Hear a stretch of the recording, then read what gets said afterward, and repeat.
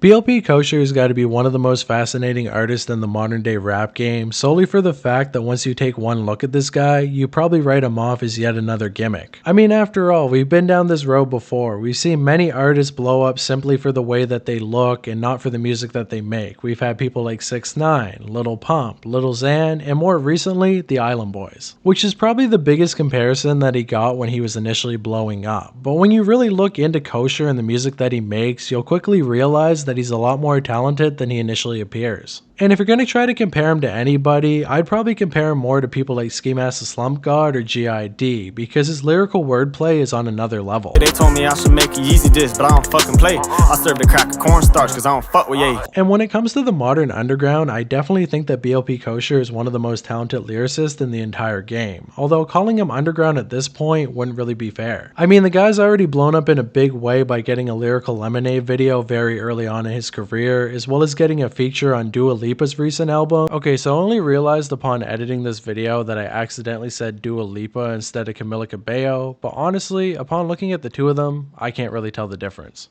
Ice cream, scooping, shitting, pooping. So he's definitely mainstream at this point. But unfortunately with rapid growth, it leads people to ask a lot of questions, with many writing off BLP Kosher as nothing more than an industry plant who was able to get in good with Lyrical Lemonade and blow up without putting much work in. People have tried to discredit him in many ways by saying that he has rich parents who paid his way to the top, or that he had somebody pulling the strings behind the scenes, planting him in the industry before he even really put out any music. And don't get me wrong, I definitely understand why people think that way. I mean, basically every big artist in the modern day rap game is an industry plant one way or another. And just by taking one look at Kosher, he definitely gives off the vibes of what a record executive would think a SoundCloud rapper is supposed to look like, but I have to tell you, none of that is true. Because Kosher actually had one of the most organic come-up stories I've ever heard in the entire time doing these videos, and on top of that, it's also a pretty sad story, as unfortunately Kosher did lose many friends on his rise to the top, with them never getting to see the fruits of their labor. I'm telling you guys, the story of Kosher goes a lot deeper than a goofy haircut, so without further ado, why don't we take a look at said story when we look into the man himself, BLP Kosher. Benjamin Landy Pavlon was born May 3rd, 2000 in Deerfield Beach, Florida, which is within the Broward County area. Well, he was born Deerfield Beach in the South Florida region of good old Broward County. And if you know anything about the modern underground, you know a lot of big name artists came from that area. I mean, you got people like Rob Banks. Oh my god, bro. Oh, hell no. XXXTentacion. Do you have any relationship with your father? I mean, talk about your mom. What's that? What's a father? Ski Mask the Slump God. Y'all hump each other.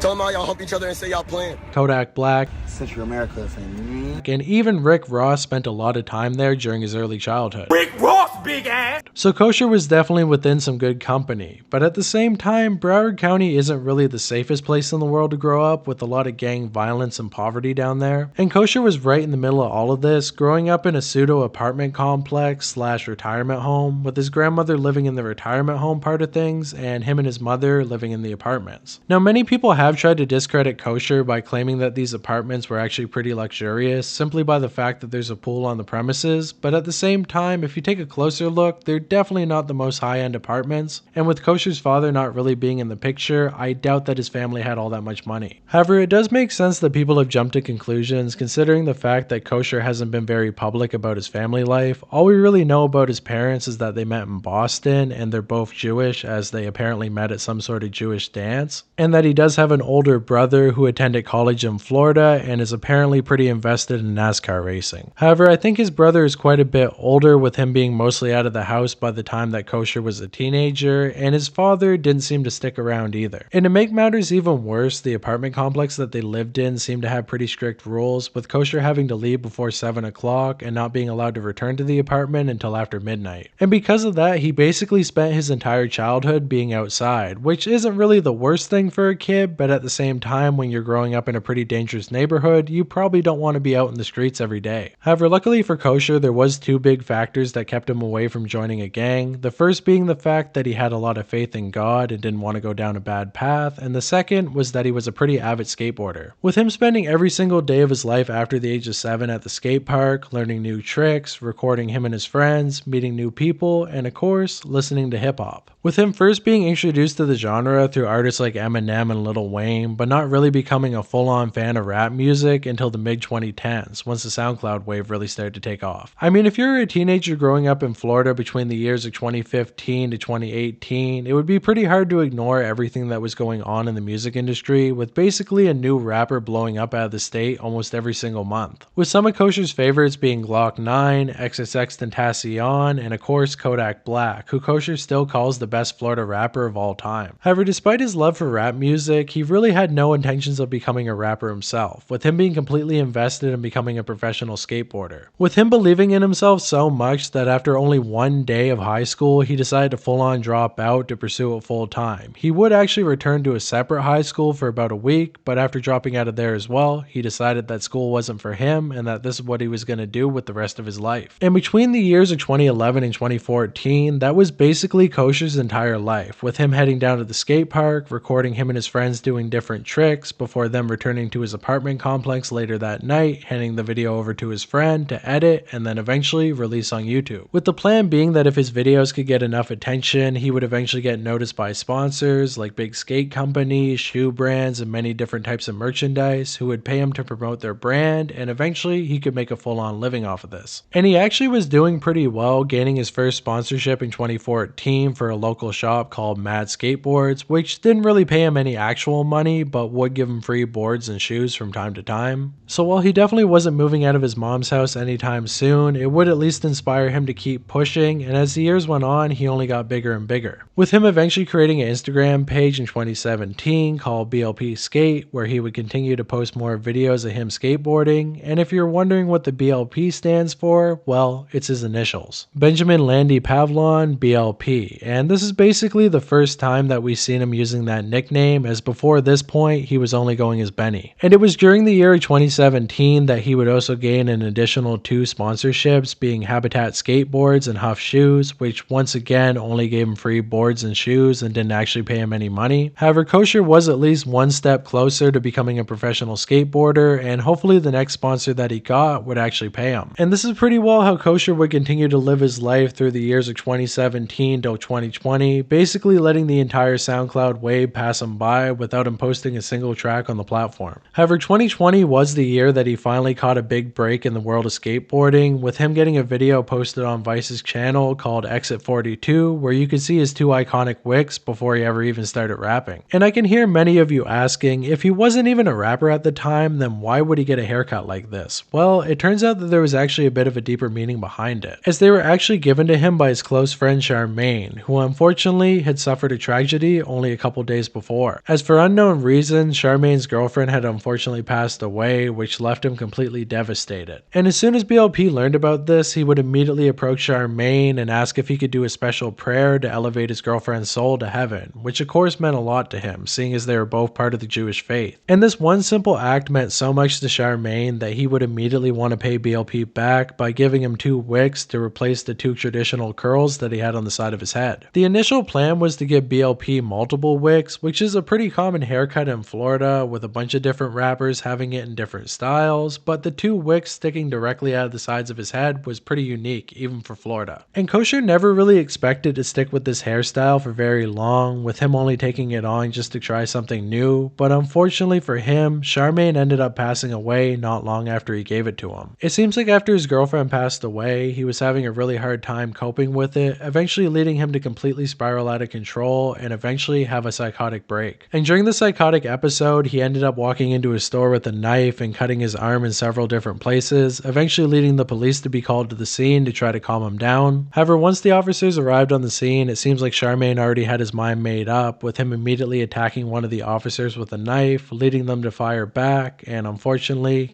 him at the scene. Sheriff's deputies say they were forced to fire on an armed suspect outside a North Lauderdale shopping center after things took a dangerous turn. And according to court documents, he has faced mental health challenges in the past and has sort of a minor criminal record.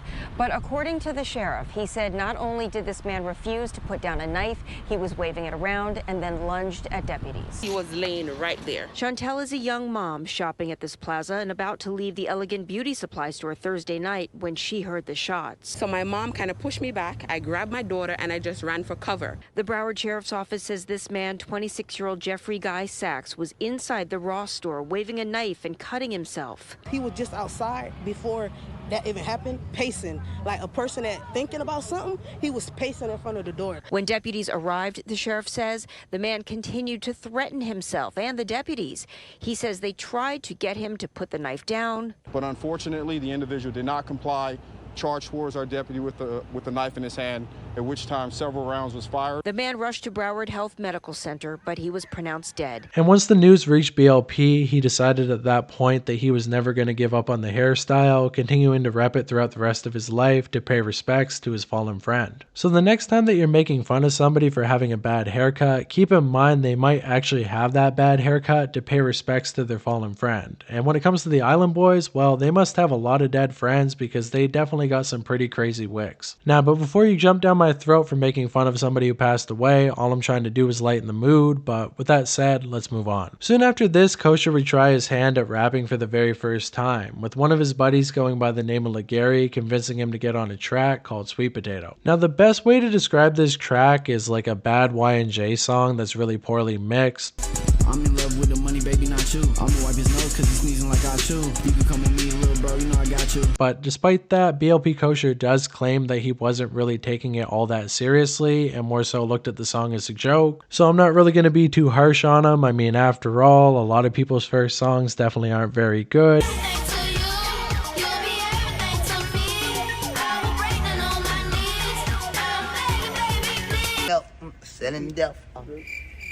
And for his first ever output, even with it being a joke and only having the vocals come out of one earbud, it's not that bad. Now, despite BLP not really taking this track all that seriously, it seems like Legary really saw a lot of potential within Kosher, asking him to continue to make music in the following year. And for one reason or another, he actually ended up following through with that. At first, rapping and skateboarding side by side, before eventually putting skateboarding on the back burner to pursue music full time. Which is a pretty crazy switch up when you think about it, because before this point, he claims that he had no interest in making music whatsoever, not to mention he was actually starting to make it somewhere with skateboarding, so putting all of his time and effort into music definitely didn't make a whole lot of sense. However, I do think there's a couple different factors that led him to make this choice, with the first being that he was starting to get a little bit older. I mean, after all, at this point he was 20 years old, and when it comes to skateboarding, you can't really consistently do it throughout your entire life. Just like any sport, you're going to start to get a lot of wear and tear on your body, which eventually is going to become too much, and you're not really going to be at peak form anymore. And on top of that, being 20 years old, still living with your mom and grandmother, definitely had to be a little bit demoralizing to him. He also explained that the entire process of going to the skate park, recording all day, before then handing off the footage to somebody else to edit, was starting to get a little bit tedious for him, and making music was a lot easier. I mean, basically all he had to do was go on YouTube, find a type beat, get a lease for it, which honestly at first he probably wasn't even doing, download the track, and then rap over it. And then after that, all you really got to do is mix the vocals a little bit, and then you can drop the track on SoundCloud, which is something that people have been doing as far back as 2012. But at this point in 2021, the SoundCloud app was already heavily oversaturated. I mean, every single person between the ages of like 14 to 25 wants to be a rapper, and now that everybody knew that SoundCloud was a platform where you could blow up as an artist without a lot of work, everybody was dropping on there. Which means that it wasn't going to be easy for BLP to be able to break through the crowd and really get an audience for his music. I mean, after all, we're talking about SoundCloud here. All you really have is audio. Nobody even knew what he looked like at the time. But it seems like just like skateboarding before this, he was very dedicated to becoming a rapper, putting his full time and effort into it, and eventually it would start to take off. And let me break down how exactly he did this track by track. So the first real track that Kosher dropped on SoundCloud goes by the name of Pessimistic, and this track is actually pretty interesting for a couple different reasons. With the first being that this track was actually produced by Circle, and if you don't know who Circle is, they're actually a pretty popular type beat channel on YouTube that's mostly known for making City Morgue type beats. In fact, if you look up City Morgue type beat on YouTube right now, the very first video that's going to pop up is a beat called Zombie, which now has over 400,000 views on YouTube alone. And of course, Circle is the one who made that. And this beat called Zombie is actually the very same beat that Kosher used to make Pessimistic.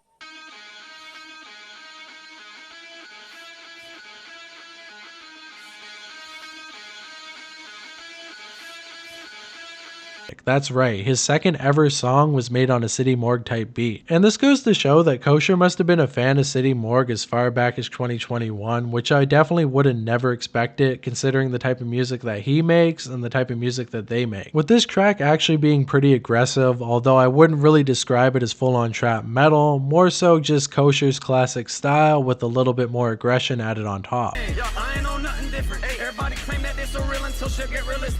And funnily enough, Circle actually got a chance to work with Zilla Kami that very same year, creating the beat for his track Frosty in 2021. And not only that, but Kosher would get the chance to meet Zilla Kami a little bit later on as well, but the timing on that was definitely not the best, but we'll get to that when we get to it. Besides that pretty interesting fact about the track, it's really nothing special and it didn't really do numbers on the platform either, leading Kosher to drop yet another track only 5 days later, going by the name Tighten Up Cracker. Now, I'm really not sure what BLP's fascination with the word cracker is, but he does seem to use it quite a bit in a lot of his early music. And he also really likes to say water.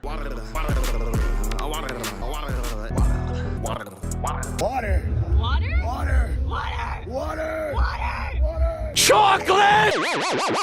As well as naming several tracks after the term as well. The only thing I can really suspect is seeing as how he's white, he wasn't able to say the N-word, so maybe he thought that cracker was a better term to use. This must work at IHOP. That's a zinger. Or maybe he's a big fan of Hassan Piker, but either way, the dude loves to say cracker.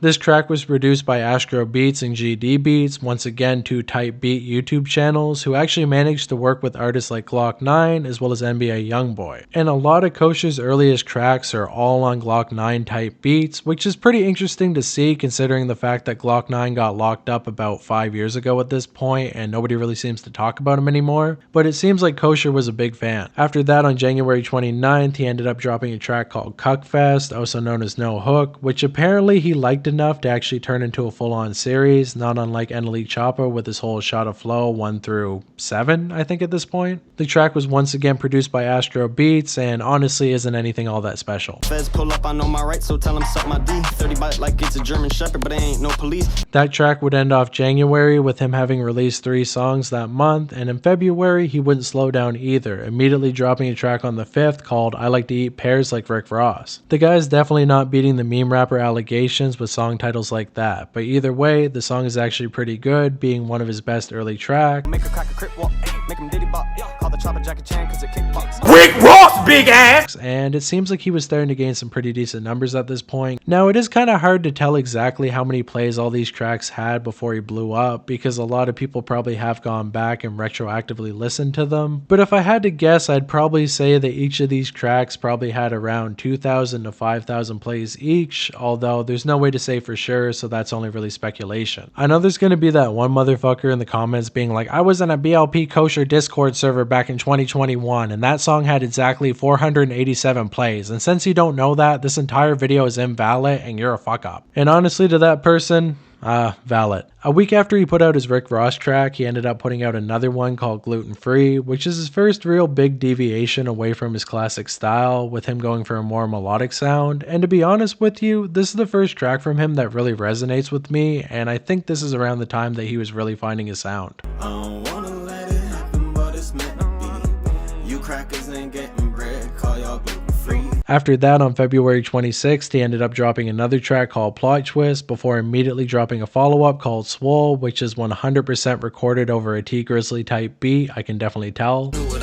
probably would've chopped me down. Fuck you and your dog, cause I ain't fucking with your people down. You know, besides being a Zelakami fan, this guy actually has some pretty decent taste. After that, in March, he would drop 2 more tracks going by the name of Mind Games and Cuckfest 2, before then dropping an entire mixtape in the month of April. This mixtape is called Earth to Benjamin, and honestly, it's really nothing all that special, although it definitely is impressive that he was able to put together an entire mixtape while also at the same time dropping non-stop singles. This type of workflow in the underground is almost unheard of. Usually an artist will put out like 1 track a month and then continue to promote it throughout the following months before then maybe putting out a second track like 6 months later. But I feel like BLP's strategy was definitely smart. I mean, after all, you put out a track, if people listen to it, then good, do more of that. If they don't, well, now you know what people like and now you know what they don't like. I think a lot of new artists are under the impression that if they drop non-stop music, they're either gonna 1, annoy people, or 2, oversaturate their sound. But honestly, I really feel like BLP had the best strategy at the time, as after all, if you don't really have a solid fan base, there's no reason to not drop constantly, because you never know what might catch on and what might become a hit. And I think it was a really good idea for BLP to drop an entire mixtape this early on into his career, because it kind of gave his fans a serving platter of what he had to offer, with some songs being melodic, some being more drill inspired, and some just being straight up weird, with him once again testing the waters to see what fans did like and what they didn't like. And it seems like that paid off, because every song that came out after the mixtape dropped has more streams than any of the songs that came out previously. And after this project dropped, BLP would not take his foot off of the gas at all, with him immediately dropping another track only 4 days later, being his 3rd installment in the Cuckfest series. And this seems to be the first track that he dropped that really got attention, with it having 30k streams on SoundCloud alone, which honestly isn't all that big in the grand scheme of things, but for the time, it definitely must have felt good. After that, he would drop 2 more tracks in April called Crash Dummy and Bloody Mary, before finally ending off his career as BLP, because at this point, he would actually become BLP Kosher. Yeah, that's right. During the first 4 months of his career, he was only going by the name of BLP, with him adding the Kosher on after he met another older rapper going by the name of Mike Cook. Now, in the grand scheme of the rap game, the name Mike Cook probably doesn't really turn too many heads. I mean, after all, many of you watching have probably never even heard of this guy before, but when it comes to the Florida underground, he's actually quite a notable figure, with him actually having several collaboration tracks with Ruben Slick dating all the way back to 2017, with the most notable being known as Shremstick, as well as having a collaboration track with YNW Melly called All I Do Is Flex, which came out sometime in 2019. So the guy definitely had some cachet behind his name, and the very same day that he met BLP Kosher, he would immediately take him to the studio to record a track together. And this track was a remix of the at the time viral hit Beatbox by Spot 'em Got 'em, which became popular for basically everybody online remixing it and making their own versions, and BLP Kosher would also hop on this trend. And with the viral nature of this track mixed with the new upgraded audio that he had from being in a professional studio, it wasn't long before the song became his biggest on SoundCloud, with it gaining over 100k plays in the following month. And with him and Mike now having a hit song on their hands, it was only natural for the two of them to continue to work together, and they even decided to rename each other, as at the time they were hoping to play more into the Jewish stereotypes that they had circulating around them at the time, with BLP hoping to change his name over to Little Kosher and Mike hoping to change his name over to Little Dreidel. However, Mike would tell BLP that he had already built up a pretty solid brand underneath that name, and completely ditching it altogether would be a bad idea, so he thought it would be a better idea to combine BLP with Kosher to make BLP Kosher. Meanwhile, BLP would tell Mike that the name Little Dreidel wasn't a very good one, and instead he should go under the name of Jew Shiesty, which is definitely pretty funny. And from that point on, the two of them were a duo that couldn't be broken up, and they would continue to drop music together throughout the rest of 2021. With Kosher immediately following up the Beatbox remix with another track going by the name of One Direction, which would immediately hit 40k plays on SoundCloud in only a couple weeks, meaning that he was really starting to gain a buzz at this point. And he would immediately capitalize on this by dropping another mixtape going by the name of Angelfish, which only had 8 tracks on it compared to Earth to Benjamin's 10 tracks, not to mention that 2 of the tracks on this project were old songs that he simply reused. So in the grand scheme of things, this mixtape was definitely less impressive than the previous one, but either way, a lot of the tracks ended up doing numbers, and he would continue to push throughout the following months. And this was around the time that BLP realized that if he wanted to make it any bigger than he already had to show his face a lot more, with him starting to drop visuals on his personal YouTube channel, starting off with a mic performance of his track One Direction, before he immediately followed it up with yet another mixtape going by the name of 225 Bars, which included all of the priorly released Cuckfest tracks as well as 2 new Cuckfest Cuckfest called Cuckfest 4 and 5, and honestly after saying that name so many times it doesn't even sound like a word anymore, but here we are. After that he would then drop visuals for his track Bloody Mary, which honestly was pretty basic when it comes to music videos. However, it would attract a lot of comments of people calling BLP ahead of his time and saying that he would never blow up in the modern rap game because he was way too talented. With a lot of people seeing the modern rap game as being completely controlled by SoundCloud rappers who really had no lyrical depth, so somebody like BLP Kosher was never going to be able to exist in that ecosystem. With a lot of people citing the recent rise of the Island Boys with two goofballs who really had no talent whatsoever, but despite that they had made it big and now were being talked about by everybody on the internet. Meanwhile, BLP Kosher was only getting around 30k views on everything he dropped. But what BLP Kosher probably didn't realize at the time is that the rise of the Island Boys would actually help him out a lot in the grand scheme of things, because they basically pioneered the whole trend of being made fun of by everybody on TikTok, with multiple people making TikTok videos mocking them and trying to recreate their appearance, and after that eventually got old with the Island Boys, that was around the time that BLP Kosher was starting to blow up. And I think you know where I'm going with that, but we're not quite there yet, so let's continue to look at the music videos that he dropped throughout the rest of 2021. Oh yeah, and one more thing before we move on. If there ever happens to be a debate of what the best county in Florida is when it comes to underground rappers and it comes down to Broward and Dade, I'm definitely picking Broward because the people who come out of Dade County are usually pretty talentless. Because Broward County gave us rappers like X, Ski Master Slump God, Kodak Black, and now BLP Kosher, and Dade County gave us people like Little Pump, Stitches, and well, the Island Boys. I'm not really sure what's in the water over there, but if you want to blow up as a rapper, definitely don't cross over that county line. Anyways, getting back to BLP Kosher, in September 2021, he actually ended up going viral for the very first time, with him and Jew Shiesty appearing on a YouTube channel going by the name of The Den, where they ended up doing an open mic version of their track Beatbox, and I'm not really sure what it was about this video. Maybe it's the way that Jew Shiesty and BLP Kosher looked, or maybe it's just the right time at the right place, but either way, the video ended up getting 3 million views. Meaning this random video version of the track is way bigger than the drop on both SoundCloud and Spotify put together. However, despite them getting that big boost in relevancy, it didn't immediately turn into long-term success, with all the tracks that they dropped after this point doing well, but never getting anywhere close to that 3 million view number. BLP Kosher ended up dropping 4 more tracks in the year 2021, with the first of them being called No Show and Tell on September 27th, before then immediately being followed up on October 12th by the track On Demand, before finally closing off the year by dropping 2 tracks on the same day going by the name of Antlers and Oshaka. And that second track actually got a music video only a day later, closing off the year of 2021 as a pretty successful year for Kosher overall. I mean, I'm not trying to say that he was the biggest rapper in the world at the time or anything like that, but he had gone from a complete nobody that was getting absolutely no views on SoundCloud whatsoever in January to somebody who was now pulling around 40k views on everything he dropped. However, Kosher did realize that continuing down the same path of dropping music on SoundCloud and YouTube without any promotion wasn't going to work, so he decided it was now time for him to pick up a job so he could get enough money to really start promoting all of his music. With him picking up over 12 jobs during the year of 2022, including places like the Cheesecake Factory, Dollar General, and Five Below, which he eventually ended up losing after only a couple weeks. However, he was eventually able to land a job at UPS that he was able to hang on to for at least a couple months, and he would use all the money that he made off of this job to buy promo from Say Cheese as well as other outlets on Instagram. And this would immediately pay off because one of the first tracks that he dropped in 2022 going by the name of Crash Bandicoot would immediately get 100k plays on the app. With the music video for the track that was released only a couple weeks later going on to gain almost 1 million views on the channel, which is pretty impressive when you consider all of his previous music was only getting around 40k. Which proves that investing in yourself and buying promo is definitely a lot better of an investment than buying dog shit features from people who are never really going to get you your money's worth. Because I'm not sure if you guys have noticed this or not, but besides Jew Shiesty, BLP Kosher was doing all of this without features. Which is incredibly impressive when you realize that almost every big name rapper in the game basically got their start by working with another big underground rapper, but BLP Kosher didn't seem to need all of that, doing it all on his own. And no offense to Jew Shiesty or anything like that, I mean he definitely did have some clout in the underground, but I feel like at this point BLP Kosher was already a big bigger rapper than him. After that, his track Foot Fetish that released in February 2022 went on to get 100k plays on SoundCloud and 300k plays on YouTube, with the music video releasing a couple weeks later, with a lot of people commenting on the fact that they only clicked on the video for his goofy appearance but stuck around and listened to more of his music because they actually considered it pretty good, which is a similar strategy that Lil Xan and 6ix9ine used in their career, where basically people only clicked on them for their crazy appearance and weird names, but after they stopped and listened to it a little bit more, they really liked what they heard, although eventually they did become tired of it because they really only had one trick up their sleeve. Whereas BLP Kosher was able to bring people back time and time again, which he would prove by dropping another music video called Camp Rock, which went on to get 400k views on the music video alone, before he then went on to crack his first million views on his personal YouTube channel with the track Hanukkah Ween. After that, he would go on to drop a collaboration track with Jew Shiesty called Dreidel Twins, which definitely wasn't as big as Hanukkah Ween, but it was still nice to see that he was working with his friend and wasn't letting all the clout get to his head. And I'm sure that BLP Kosher would have continued to work with Jew Shiesty after this point as well, but unfortunately he couldn't because Shiesty ended up passing away in August of 2022. This was all because of an alleged overdose, which of course devastated Kosher once again, as at this point he had already lost two of his closest friends, and even though his music was starting to take off in a big way, all of this fame and fortune wouldn't mean much if he didn't have his friends by his side. And it just goes to show how life works sometimes, because on top of him having one of the saddest moments of his life by losing his best friend, he also had one of the greatest moments of his life with his track Inferno becoming the biggest song that he ever dropped to date. And with him now gaining over 1 million views on almost everything he dropped on his personal YouTube channel, he thought it was a good time to drop a real official project going by the name of BLP Kosher and the Magic Dreidel, which only had one feature, although it definitely is a legendary one, because he got motherfucking RPG Walk on this track. I have no idea how he did that, but BLP Kosher is definitely goated for that one. Now of course, with this being an independent project, there's no sales data for it and it didn't end up charting on the Billboard Hot 100, but one of the tracks off of this project would become his biggest hit to date, even surpassing Inferno, and this song was called Knack, with the music video for this track going on to gain 2 million views on YouTube alone, and he even got the chance to hop on a Drewski live stream and freestyle this track for him. Now unfortunately, the only reason that Drewski let him come on this live stream in the first place was to clown on him and his haircut, but either way, whether his intentions were pure or not, BLP Kosher would gain a lot more attention off of this live stream, and at this point there was no stopping his come up. Rap that for him.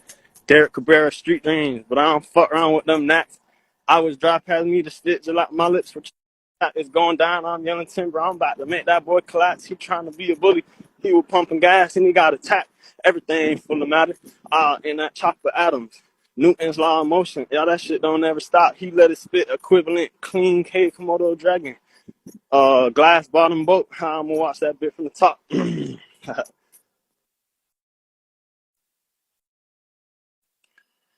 All right. What y'all think about that? I don't know. I don't know how I feel about that. With 2023 becoming the biggest year of his career ever, with him immediately dropping sequels to both his track Inferno and The Knack, with both of these songs going on to hit over 2 million views, before he finally capitalized on all of that by dropping his real breakthrough hit, Jew on the Canoe, which went on to get 5 million views on YouTube. And at this point, TikTok was completely infatuated with BLP Kosher, with many people using the same trend that they used for the Island Boys, where they made fun of their appearance by trying to mimic them, and doing the same for BLP Kosher, which definitely isn't the most flattering way that you can show love to your favorite artist, but either way, all these TikToks only helped to push his wave even farther, and at this point, he was really ready to break through into the mainstream. And he would immediately get the chance to do so after he ended up getting connected to another upcoming artist going by the name of Baby Tron, with the two of them initially becoming aware of each other due to their fans crossing over, and many of Baby Tron's fans coming into BLP Kosher's comment section to ask for a collaboration track between the two of them, as well as vice versa. And of course, Kosher wanted to give his fans what they wanted, so he would immediately hop in the DMs with Baby Tron, with the two of them working on a track together the following month, with Kosher, Tron, and another artist going by the name of Certified Trapper all coming together to drop a track called Three Stooges, which released that February.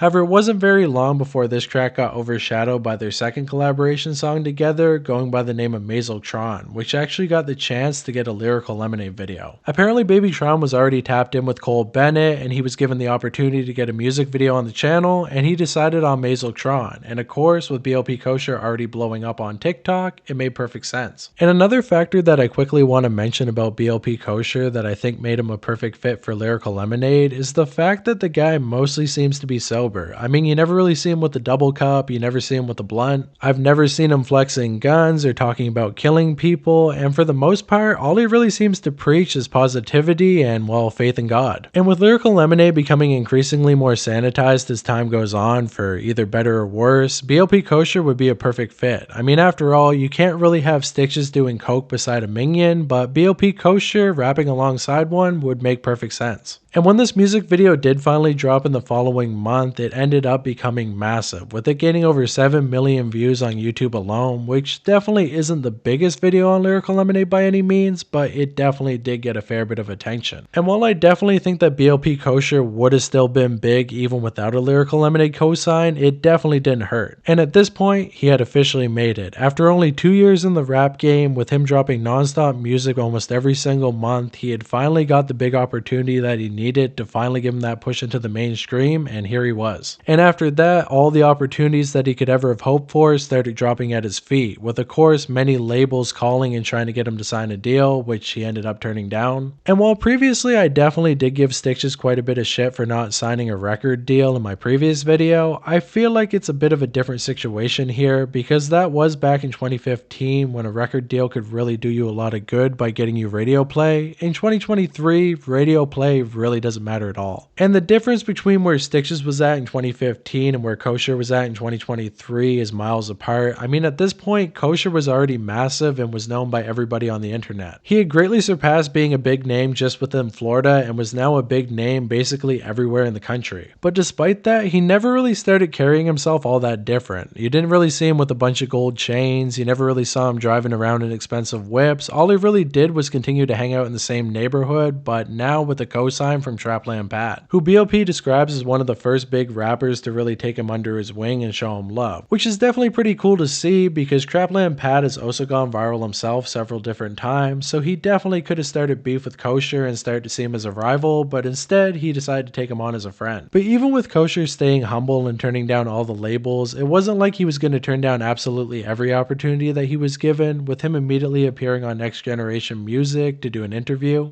which of course only gave him more love in the rap game, with many seeing him as a humble rapper who wasn't trying to flex his wealth and success and was instead trying to preach more of a positive message. After that, the following month, he would go on to do his first ever show in Fort Lauderdale, where he would preview a new track going by the name of Special K, which got fans so hyped up for the release that they couldn't wait. After that, both him and Trapland Pat would appear in a Tommy G video, which went on to get 1 million views, showing that basically everything that BLP Kosher was doing at the time was doing numbers. After that, him and Certified Trapper would drop another track together called Kosher Certified, which went on to do a healthy 300,000 views, before he then dropped the music video for Special K, which went on to run up an impressive 12 million views on YouTube alone. Which is honestly extremely impressive, because most artists that get on Lyrical Lemonade have their music video on that channel become the biggest hit they ever have, and then after that, everything they drop on their own personal YouTube channel never really lives up. But Special K not only surpassed Mazel Tron, it almost doubled it in YouTube views, not to mention how big it is on Spotify, with it having over 40 million streams on the platform alone, which is still his biggest song to this day, which goes to show that BLP Kosher was not going anywhere anytime soon. Wait, hold on a second. Is that fucking Zam Frank? After that, in the summer of 2023, he would go on to get an interview with Nardwuar as well as performing at Summer Smash, before then finally dropping his second album, Bar's Mitzvah, which had a couple different features from Trapland Pat, as well as one track called Quite Frankly featuring both Trapland Pat and Lil Tyler, which went on to get a music video in the following year. And while once again there doesn't really seem to be any sales data for this project, as once again BLP Kosher is an independent artist and you kind of have to have a label to document the numbers on your album, albums. It still seems like it streamed incredibly well and fans seem more than happy with it, besides the fact that he actually ended up putting a couple emotional, more emo rap type songs on the project, which some people did have problems with. Although to be honest with you, I actually really like these tracks, and I really like when Kosher raps in that more melodic style. However, I seem to be in kind of the minority when it comes to that, because most of his fans want to listen to that more drill type music. After the release of that project, he would do an incredibly unexpected collaboration with Cemetery on the track Wabbit Season, which I don't think anybody really expected, but honestly, the song is pretty good.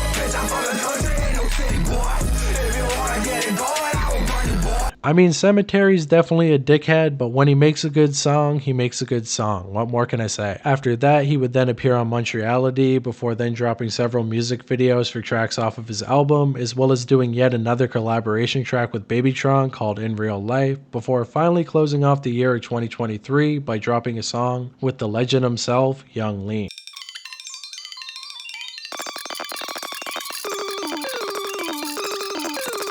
Which once again I would have never expected, but either way the song slaps, and it's really cool to see that BLP Kosher will still work with underground acts even though he had already made it into the mainstream at this point.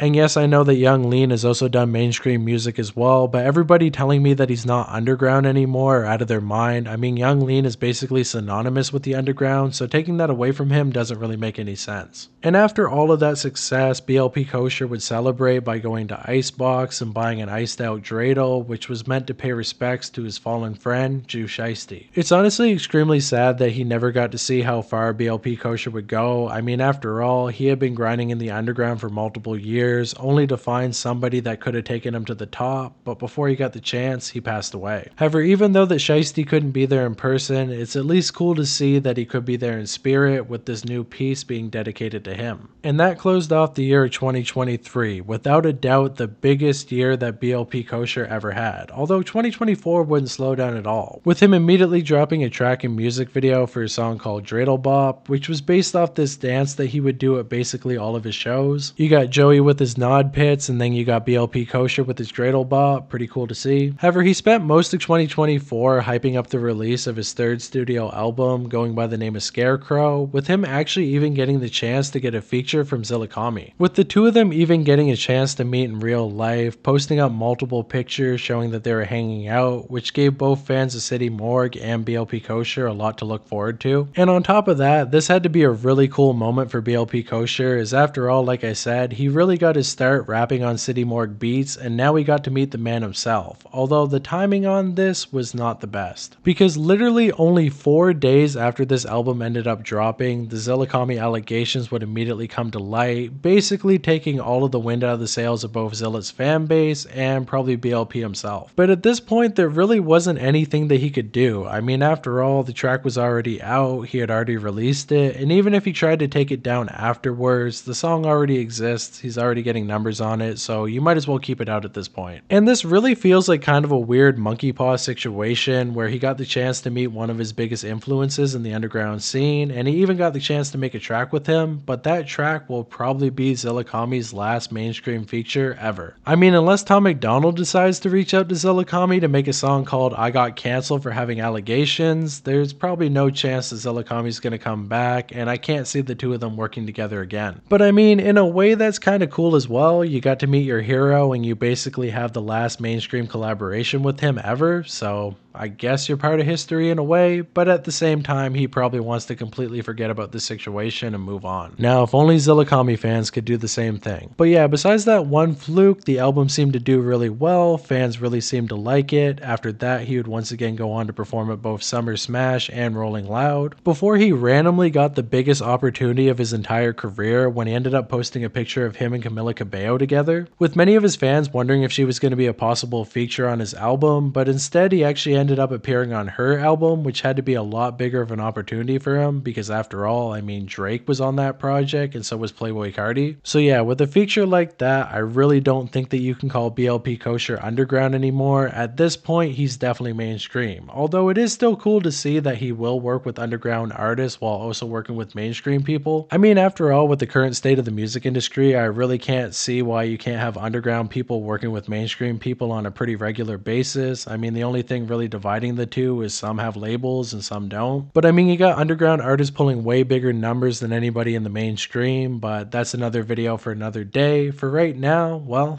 that's basically the story of BLP Kosher. Because at this point, it's basically more of the same. He's still dropping music videos, his fan base is growing by the day, his Spotify numbers are doing great, he's doing interviews, he even appeared on Off the Radar. And recently he actually ended up putting out a remix of Party in the USA by Miley Cyrus, and that seems to be going viral once again, going to show that BLP Kosher is probably going to be a big artist for a very long time.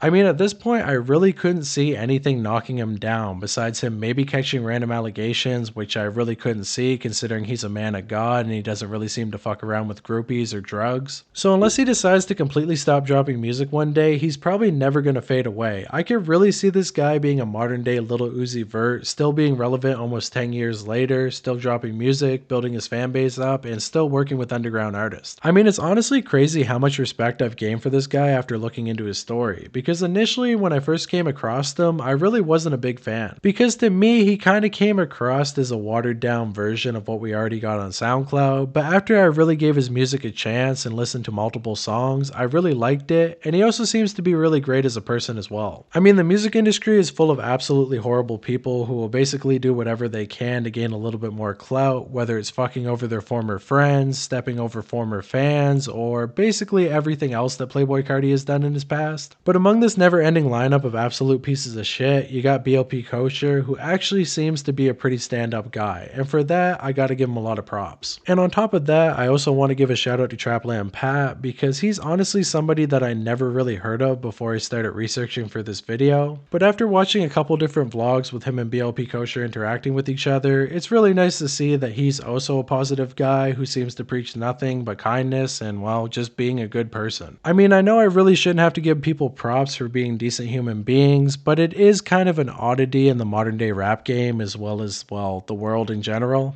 Sorry if that's a little bit doomer, I'm not trying to be edgy. But with all that said, you can edge over to the comment section and leave a couple knife emojis below showing that you're part of Knife Gang, hit that subscribe button, and with all that said, thank you guys so much for watching, and I will see you in the next one. And for all of you who stuck around to the end of the video, I want to give you a little secret. The next video is probably going to be on GID, but you didn't hear that from me. See you in the next one.